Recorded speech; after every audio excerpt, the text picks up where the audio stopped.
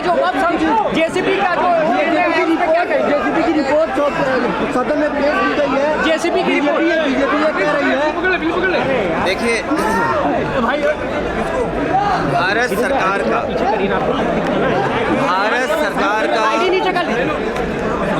अब तक का सबसे बड़ा बजट पेश हुआ है। भारत सरकार का लगातार ये दावा रहा है कि आने वाले समय में दुनिया की 5वीं अर्थव्यवस्था से वो नंबर 3 की अर्थव्यवस्था पे पहुंच जाएंगे और नौकरी, रोजगार, किसान की आय और विकसित भारत का एक नक्शा उन्होंने तैयार किया है। विकसित भारत का एक रोड मैप तैयार किया है।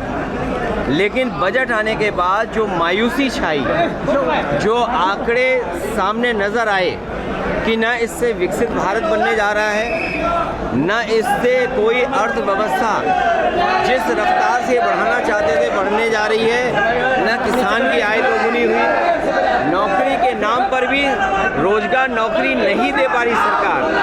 जो लोग कहते थे मैन्युफैक्चरिंग में हम मेक इन इंडिया या और जो नारे दिए थे, जब वो सब असफल हो गए तो चोरी छिपे जानबूझ करके वो बिल लेकर के आए हैं। बिल इसलिए लाए हैं कि बजट की मायूसी है, बजट से कोई उपलब्धि नहीं है, इसलिए जानबूझ करके अपना पुराना जो उनका तरीका है, पुराना तरीका है, तो वक्त बिल ला करके लोगों के अंदर बहस छेड़ देना, यही उनका हमेशा काम करने का तरीका रहा है। मुख्यमंत्री जी कह रहे हैं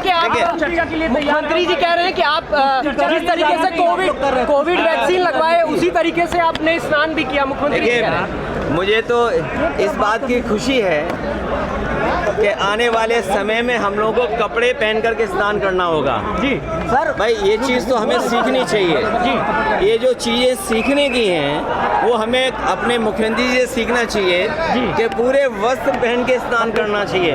बनारस वालों आपसे बेहतर कौन नहीं जानता होगा स्नान कैसे किया जाता है। अगर स्नान करने का तरीका उनसे हम सीखेंगे। अखिलेश जी वोट पे चर्चा करने के लिए आपको तैयार है? क्योंकि कहाँ पे हाथरस में एक ही परिवार के 4 लोगों की, देखिए, ये कोई नीलगाय की वजह से, ये ऐसा है, नीलगाय की वजह से ऐसा है, जानवरों से कोई पहली बार जान नहीं गई है। इस प्रदेश में लगातार हम लोगों ने विधानसभा में भी बोला है और याद करो तो हम सांड समाचार के माध्यम से सरकार को जागरूक करते थे। बड़े पैमाने पे लोगों की जान गई है। मरने वालों के प्रति संवेदना और दुख प्रकट सरकार को भी करना चाहिए और परिवारों की मदद करनी चाहिए सरकार को। अजय जी इंडी गठबंधन में कांग्रेस की भूमिका से आप संतुष्ट हैं? अभी भूमिकाएं सभी दलों की और बढ़ेंगी। संतुष्ट हैं कांग्रेस से? भाई आप बहुत सवाल उठ रहे हैं।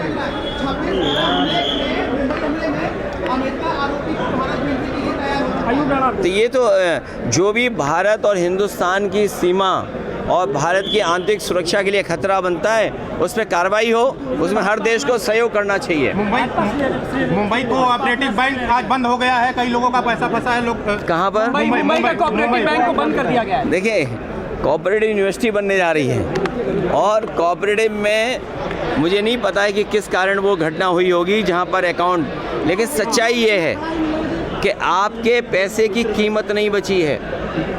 जो लोग अगर रिबेट भी दे रहे हैं या आपके 12 लाख पर कर रहे हैं तो बताओ महंगाई क्या है।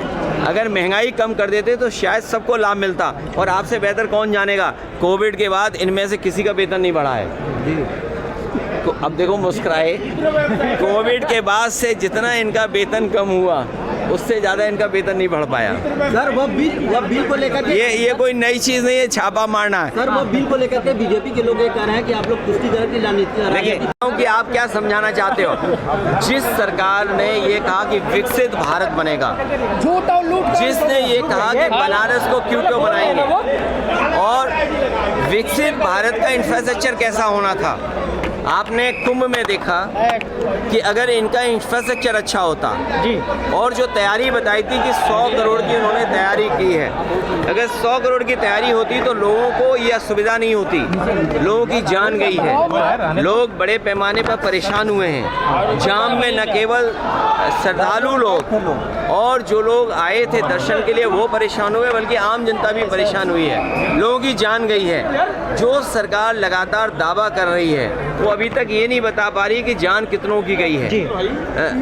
केवल भगदड़ की जान नहीं, जो लोग यहाँ आए दर्शनार्थी श्रद्धालु, उनकी भी बड़े पैमाने पे जान गई है, जो सरकार छिपा रही है। सर आज हाथरस में एक बड़ा हादसा हुआ है। 50 करोड़ तो नहीं आए हैं, 60 करोड़ लोग आए हैं। आप भी झूठ मत बोला करो। आप उनकी गिनती कम मत करिए। वीआईपी मूवमेंट बंद नहीं हो रहे। आप उनकी गिनती कम मत करिए। वीआईपी मूवमेंट बंद नहीं हो रहे। आप गिनती कम कर करके आप उनको भी परेशानी में डाल रहे हो। जो आंकड़ा आएगा वो 60 करोड़ का आंकड़ा आएगा। लेकिन 60 करोड़ के आंकड़े के बाद भी जिन लोगों की जान गई है, जो भगदड़ में मारे गए, उनकी भी अभी तक सूची नहीं दे पा रहे हैं। प्रधानमंत्री महत्वपूर्ण मुद्दों पर चर्चा हुई है। ये तो अच्छी बात है, अमेरिका जाना चाहिए रक्षा सुरक्षा और अमेरिका जाना चाहिए। अमेरिका से व्यापार ऐसा लाएं जिससे हमारे लोगों की खुशहाली हो। हम अपना बाजार अमेरिका को न दे दें।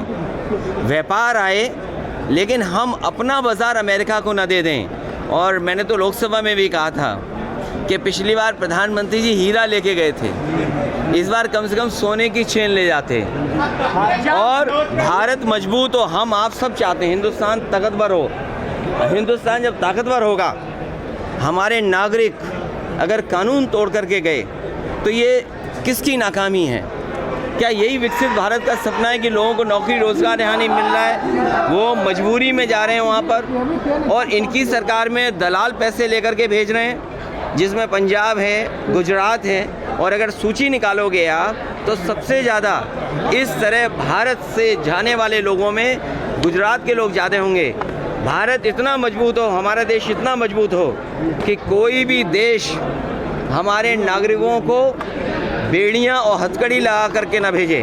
और फिर अमृत काल में अमृतसर उतारना, ये कहीं ना कहीं भारत को और हिंदुस्तान को नीचा दिखाने की कोशिश थी। अमृत काल में अमृतसर में उतारना बेड़ियों के साथ और हथकड़ियों के साथ, ये हमारे भारत की और हिंदुस्तान के नीचा दिखाने की कोशिश हुई है। इसलिए मैंने कहा व्यापार हो, व्यापार मजबूत हो, लेकिन भारत सरकार अपना बाजार उनके हवाले न कर दे।